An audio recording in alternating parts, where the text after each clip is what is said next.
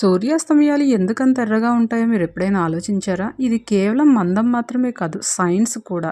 సూర్యకాంతి అంటే సన్‌లైట్ భూమి వాతావరణంలోకి ప్రవేశించినప్పుడు ఆక్సిజన్ మరియు నైట్రోజన్ వంటి అణువులను తాకుతుంది.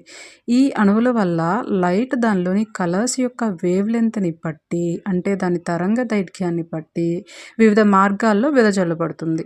అంటే వాటర్ ట్యాప్‌కి వాటర్ వచ్చేటప్పుడు మన చెయ్యి అడ్డు పెడితే ఏ విధంగా వాటర్ చిమ్మ పడుతుందో, అదే విధంగా సన్‌లోని కలర్స్ కూడా దూరంగా స్కాటర్ చేయబడతాయి. సన్‌లోని బ్లూ లైట్‌కి వేవ్ లెంగ్త్ తక్కువ కాబట్టి దాని లైట్ తక్కువ దూరంలో స్కాటర్ చేయబడుతుంది.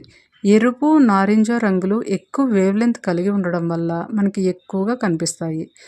అంటే ట్రాఫిక్ లైట్‌లో రెడ్ కలర్ ఎక్కువగా ఎలా కనిపిస్తుందో, అదే విధంగా ఇక్కడ కూడా red and orange colours blue లైట్‌ని డామినేట్ చేస్తాయి. అందుకే మనకి సన్‌సెట్ అవ్వగానే ఎక్కువ ఆరెంజ్ కలర్‌లోను, రెడ్ కలర్‌లోను మనం చూడగలుగుతున్నాం.